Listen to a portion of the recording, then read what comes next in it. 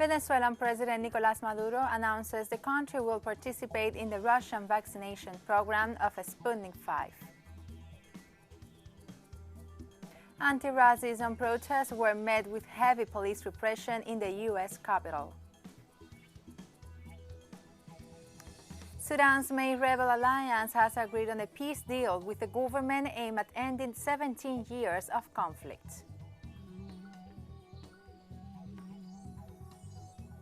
From the headquarters of Telesur English in Havana, Cuba, this is From the South. I'm Laura Palmeiro.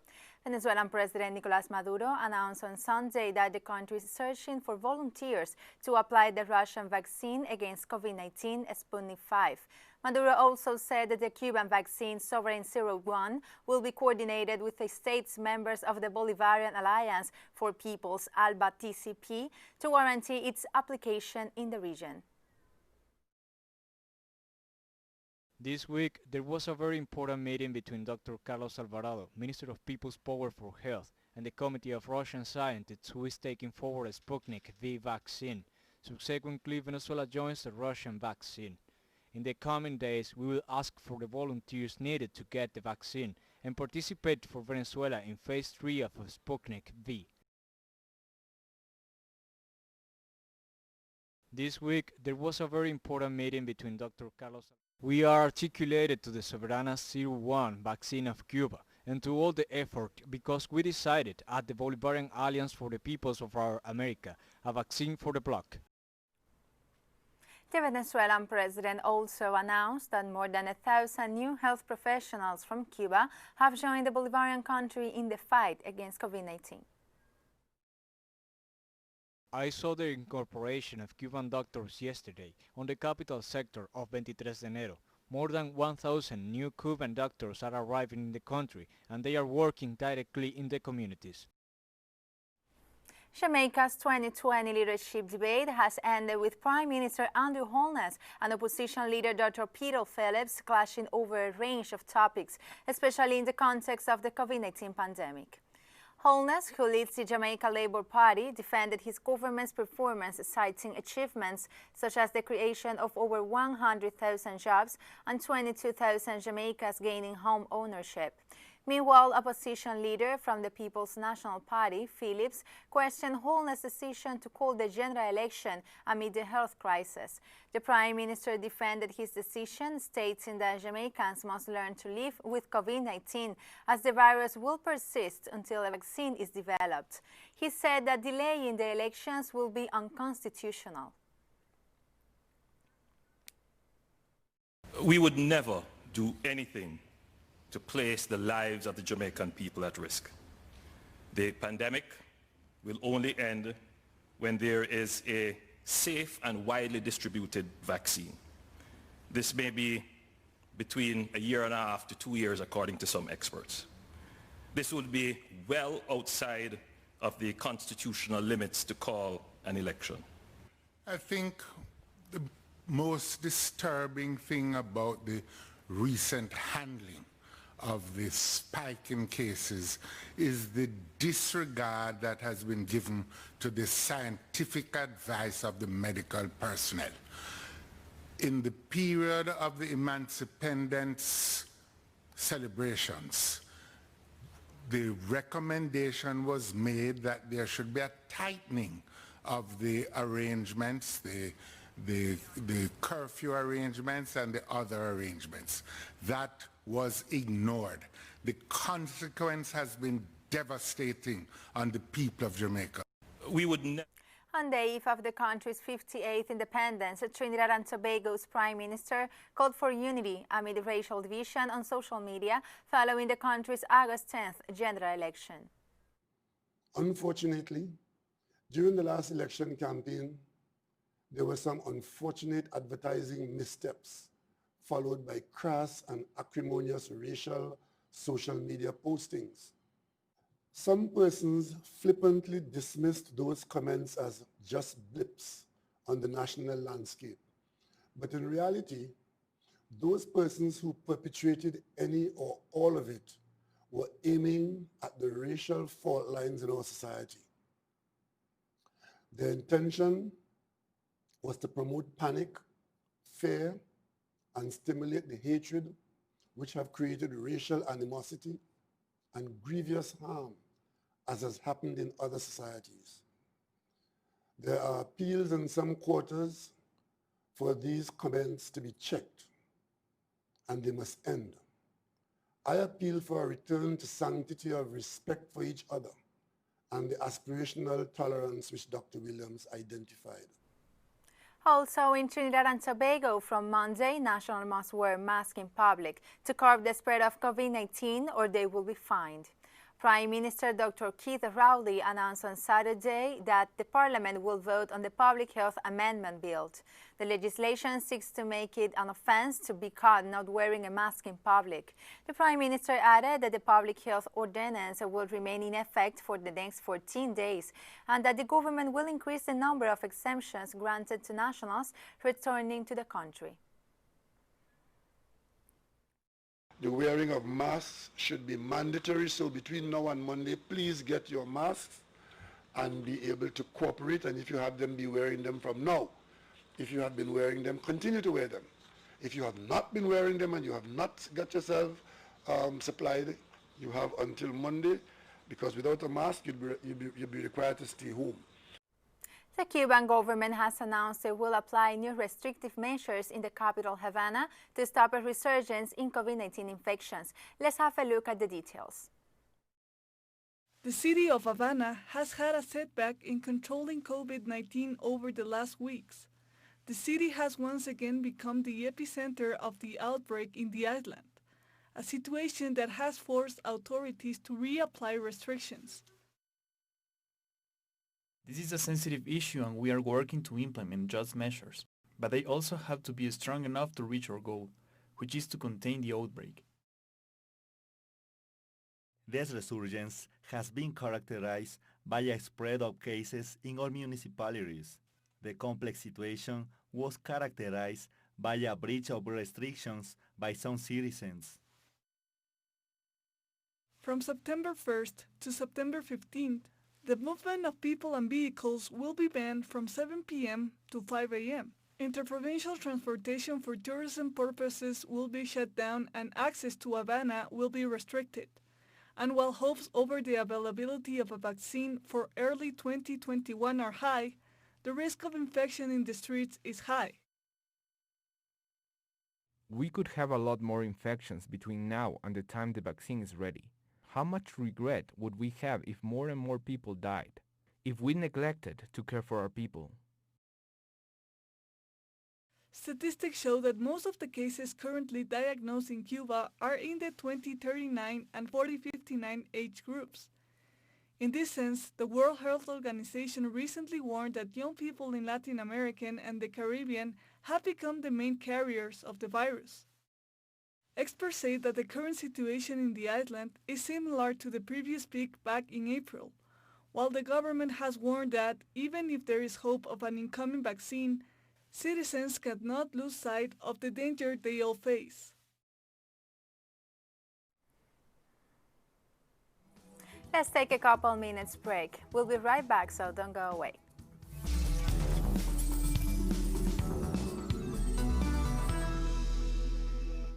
Welcome back to From the South. Anti-racism protests were met with heavy police repression on Saturday night in the U.S. Capitol. The police reportedly fired tear gas canisters, stun grenades, and rubber bullets at the protesters in Washington, D.C., leaving dozens injured. Ongoing demonstrations against racism and police brutality in the U.S. have also been met with counter-protests from the far right, including armed extremists who have opened fire on protesters. For his part, President Donald Trump has referred to the anti-racism protests as a disgrace and has continuously called on his base to oppose the mobilizations. In Portland, one person was shot dead following clashes between Black Lives Matter protesters and far-right groups marching in support of President Donald Trump. According to the police, the far-right groups arrived in a caravan of hundreds of cars before the clashes broke out. Protesters gathered in London on Sunday for the Million People March, which was held in place of the annual Notting Hill Carnival. The march was held in support of the Black Lives Matter movement to condemn police brutality and racism. Protesters also denounced the UK government's plan to expand prison spaces while ignoring the need to build schools and improve education for communities at risk. I stand confident in my blackness because guess what, my black brothers and sisters? You're kings and you're queens. They took you out of your dynasty, and today we're telling them this generation is not playing about. We're not going to stand by while you build prisons for the future instead of schools with adequate education. Out of that, which was us standing up in support of George Floyd, highlighting his horrendous murder, we came. The Million People March was come out the ashes to say that we have to stand up for ourselves. We've got to take account and hold the police to account. Also, an unusual protest took place in Boston against a flu season vaccination. Hundreds of people demonstrated against a new rule mandating flu shots for students in Massachusetts to ease the impact of a possible second wave of the coronavirus. Massachusetts Governor Charlie Baker says the shots are needed to keep the healthcare system from getting overwhelmed by coronavirus and seasonal flu. The Massachusetts Department of Public Health says the flu shots are an important step to reduce flu-related illness and the overall impact of respiratory illness during the COVID-19 pandemic. I'm strongly against opposed vaccination and mandated anything. And it should be a parent's choice whether to vaccinate their kids, especially for the flu shot, which is not proven safe, necessary, or effective. And this affects everybody, not just people in Massachusetts, because Massachusetts will set the precedent for other states. So if we can repeal this mandate, this will help for other states as well. The repetitive rush to say that it's settled science, in my experience on all these years, has been that there's no such thing as settled science. It's an ongoing process. It's something that we improve upon. It's something that we research. It's something that we try to make better constantly. And just because we put a name to something and call it a vaccine, that doesn't make it settled science. In Belarus, protesters gathered in Minsk for the third consecutive weekend of rallies against the results of the month's presidential election. The crowds congregated near the presidential palace, calling for President Alexander Lukashenko's resignation. On the day, the leader celebrated his 66th birthday. Local television showed the riot police detaining a number of protesters and using water cannons to disperse crowds. Lukashenko has maintained that these mobilizations are being financed by foreign powers, something protest leaders have admitted to be true.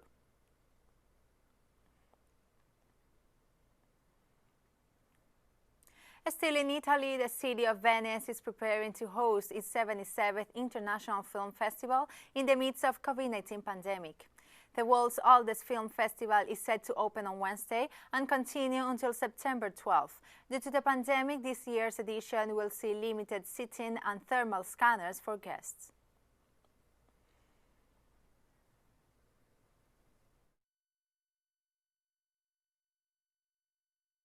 We know that this year is not at a full speed. We know that there are fewer films. There will be fewer stars. However, it is still Venice Festival. So the fact that there will be a festival even under these conditions is an important message, and it's great to have it. The festival is essential for the island. Many people work with the festival, and it's an event that brings prestige to the island. It's wonderful and awaited with enthusiasm by everybody, because no matter what, it remains an institution. Let's take a final short break, so don't go away.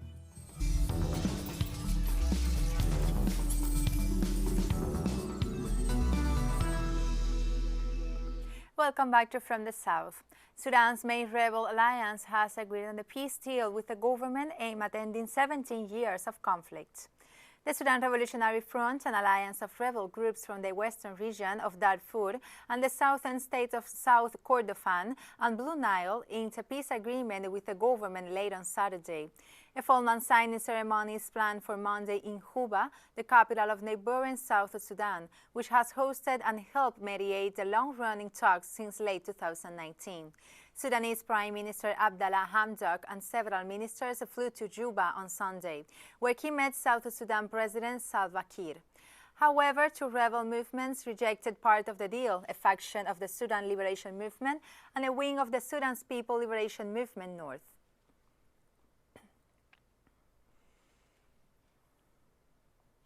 A delegation from Mali's protest movement, the M5 RFP, met the country's military rulers known as the National Committee for the Salvation of the People. The purpose of the meeting was to establish the basis for collaboration between both sides for a swift transition following the ousting of President Ibrahim Boubacar Keïta. Earlier in the day, the so-called June 5 movement had expressed its anger at being sidelined from talks between the junta and the regional mediators. As the talks between the regional bloc economic community of West African states and Mali's military junta continue, the ECOWAS leaders have rejected the coup leader's proposal of 3 years rule, which was reportedly presented during negotiations between the rebel soldiers and West Africa's regional bloc late Sunday.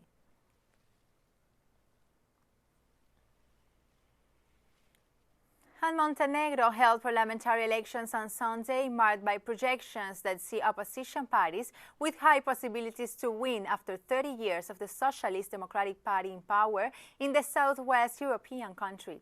Pre-election polls have predicted a tight contest in which the DPS may not win enough seats to govern alone. The vote is marked by a dispute over a law on religious rights that is strongly opposed by the influential Serbian Orthodox Church. According to the 89% of the data in the sample of the Center for Monitoring and Research, CEMI, 3 opposition coalitions have won 42 out of 81 seats in the Assembly of Montenegro.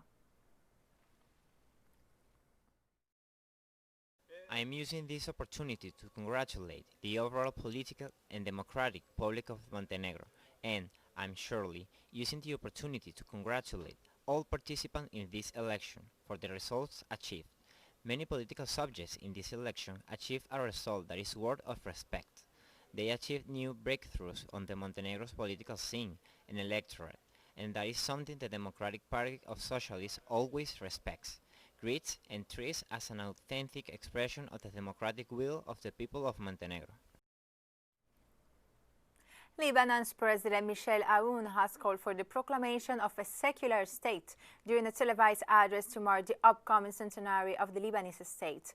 Aoun is to receive the representatives of parliament blocs and independent lawmakers on Monday to start consultations towards naming a new premier after the government resigned following the Beirut explosion.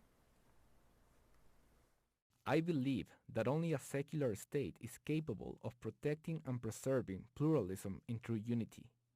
I call for the proclamation of Lebanon as a secular state. I pledge to call for a dialogue that includes sectarian authorities and political leaders in order to reach a formula that is accepted by everyone and that would be embodied in the appropriate constitutional amendments.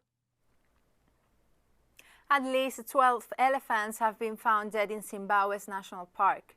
The country's national parks and wildlife management authorities said it was launched an investigation into the case, ruling out that the deaths might have been caused by poachers or cyanide poisoning. These deaths come at a time when neighboring Botswana has also yet to establish the cause of death of 281 elephants in the Okavango Delta.